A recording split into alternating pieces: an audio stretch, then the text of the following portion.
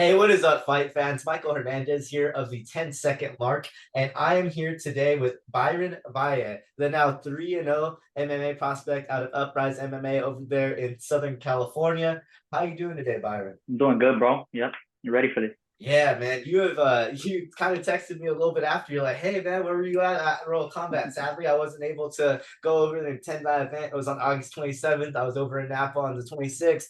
But I heard you had a hell of a fight over there at the Carson Event Center. So why don't you run us through that, man? Why don't you give us a little bit of a preview before all of us can go ahead and catch it on the Royal Combat YouTube channel? Because I heard you had a hell of a fight over there, man. Yeah, bro. It was everything that I wanted to have, kind of just showcase a little bit more of my skills, and then show everybody like, yeah, my last fight wasn't really my best one, yeah, so I wanted to show everybody that I could do a lot better and do everything and still continue to win. Yes, you came out victorious in the fight. Was there a certain point? Was there ever a point in the fight where you kind of felt, I feel like in a lot of your fights, you're usually on the controlling end and the grappling end. Was there ever a point in the fight where you felt it was going to be out of your control, where you're like, oh man, this may get away from me here, or this may kind of go into some bad waters? Was there ever a point in the fight where you were getting a little bit on your back toes there? Yeah, so the game plan pretty much when we were going into the fight was try to keep it standing. We knew the guy was a purple belt in jiu-jitsu, that he was pretty talented on the floor. So during the second round at the beginning, he went for a takedown.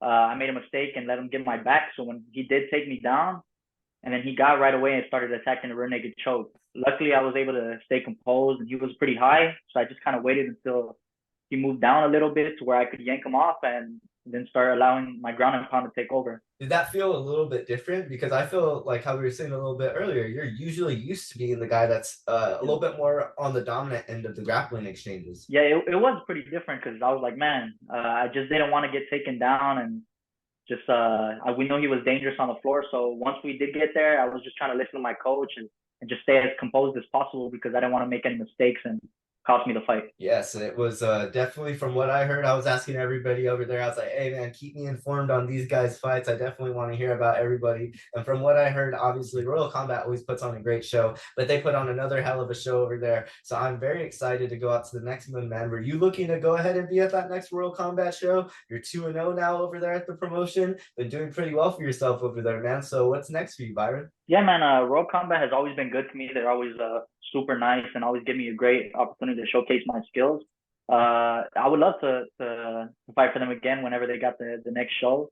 I'm just looking for, I see a lot of these guys getting belts at this record that I have already. So I'm looking forward to a title shot hopefully in the future as my next one. Yes. What at the 135-pound division? 135 was a lot cut last time. I felt pretty good at 45. So I mean, 45, there's a lot of exciting matchups that I see. So I just want to test myself against these best guys so I can know for sure I'm like, this is my calling. Yes, the 145-pound division is definitely pretty stacked, even over there at the Spar Star area. Hell, even over at the Up Next Fighting area, they definitely have all over Los Angeles. There's tons of promotions, but definitely a lot of talent in that 45s, the 55s, the 170s. I feel like all those weight divisions over there in the Los Angeles area, you guys definitely have a lot of them. I mean, I can name a Yeah. couple of them right off the top of my head right now. So that's definitely a lot.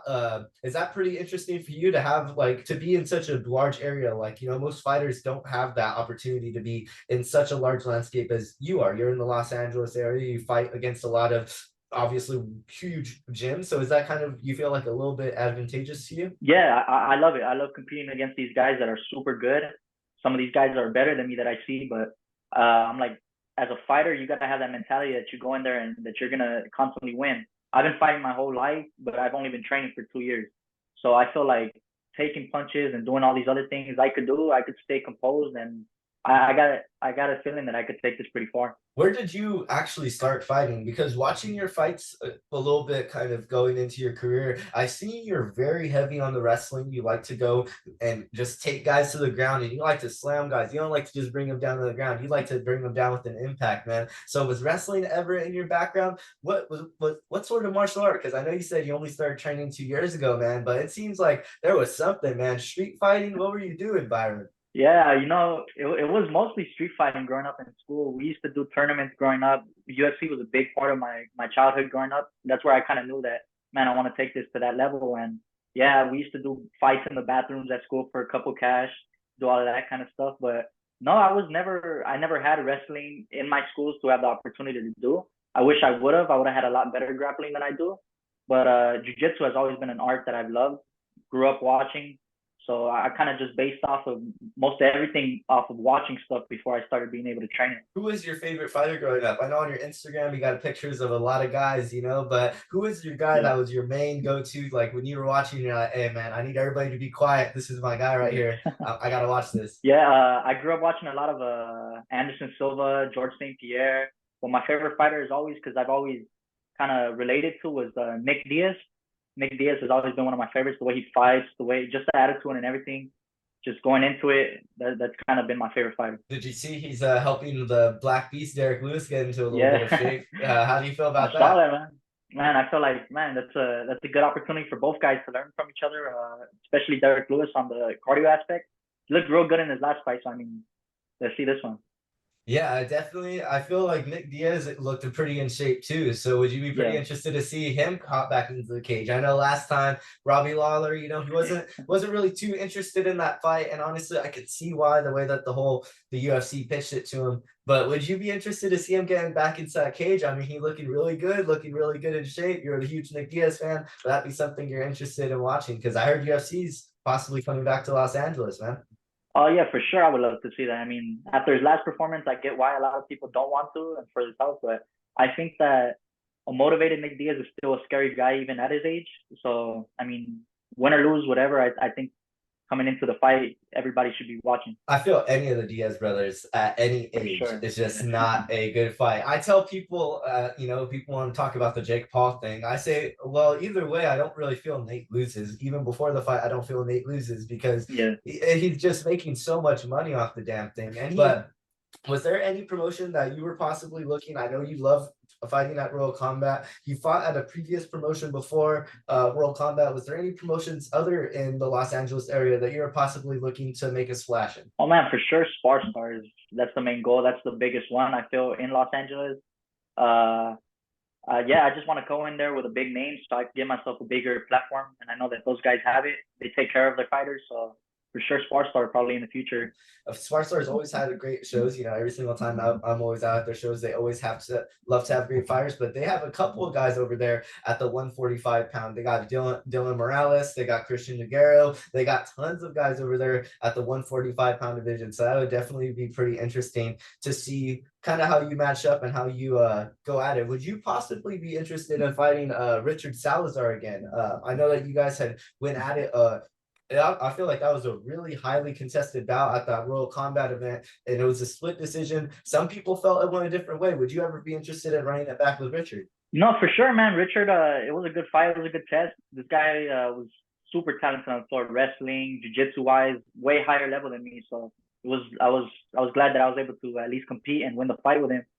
For sure, I would like to run it back with Richard based off of kind of little things said after the fight. I'm still kind of I have that mentality of like, you're talking shit after the fight. I'm gonna get your ass back. So I mean, all nothing but respect to the guy. I know probably has people in his ear, but for sure, Richard, if he gets a couple wins and gets up to my level, I'm looking to fight the guys higher than me now. So for sure, I would like to run it back. Yes, that would definitely be a very interesting fight. I feel like when it had kind of went down, there was this kind of eeriness right as the decision was read, and I already knew something was kind of going to go down. People were going to be upset. Even had Richard won, I feel like people would have been upset in your name. Was there any plans? Any like? Did you want to get into the ring when?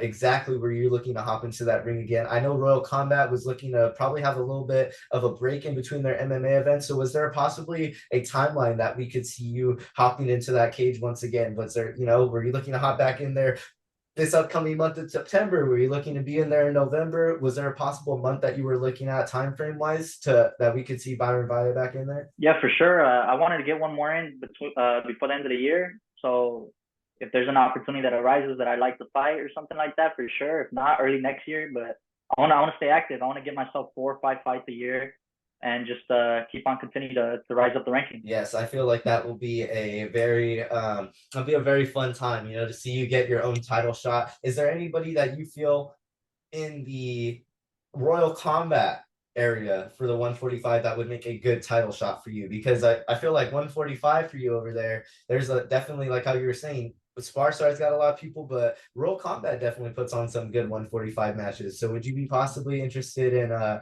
fighting over there and fighting anybody in particular? Yeah, they just had the guy win the 145 championship. I forgot his name. I know his nickname's like the Real Machine Gun or something like that. That guy's a beast. I was watching it very closely because whoever won that fight, I wanted to fight next. It's a good matchup. It gets me excited. And yeah, for World Combat or even for Sparstar, if you want to put me into that conversation too, there's a couple guys like Dylan Morales that just won. Christian DeGero, I would like to fight that guy. I think he's a beast. I just want to test myself against these top guys and to show everybody that this is true. That hopefully I'm the real deal. Hey, and we're ready by Valle. That is something that I feel a lot of promoters are going to be very happy in hearing. I had kind of questions about that Donovan Morris matchup because I know sometimes he could go at 55. I know sometimes he can go at 45, but very interesting. He's going to be the title holder over there at Royal Combat for that 45 strap now. And so, yeah, that could potentially be a matchup over there. Donovan Machine Gun Morris versus Byron Valle for that Royal Combat strap. Who knows, man? But we're all gonna find out whenever that next Royal Combat MMA event sprouts up. Byron, did you have any last shout outs, any last words that you had today for the 10-second mark? I'm really appreciative of your time. I always see the love and support you're giving on the channel. Always see the love and support you're giving on any of the videos that I give out. So I really wanted to appreciate you and give you this time today, man. Yeah, I would like to shout out my gym, UpRise MMA, my coach Pete Panos. I feel like he deserves a lot more respect than he does. We got guys fighting good matchups in Muay Thai, especially. We need some more guys in MMA to go and help push through and get us past that. But yeah, UpRise MMA for sure. I would like to shout out my good friend because he gets mad at me if I don't. Christian, he's my barber.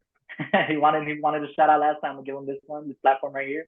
And just shout out to my family and all the fans that have been showing support. That's the stuff that us fighters we thrive for. We need that support to keep on pushing, stay focused, because we could get out of the game sometimes and get lost in it. So, and especially coming from where I'm from, South Central, that's a big thing. There's a lot of distraction and stuff. So, for sure, thank everybody that supports me, and thank God, especially.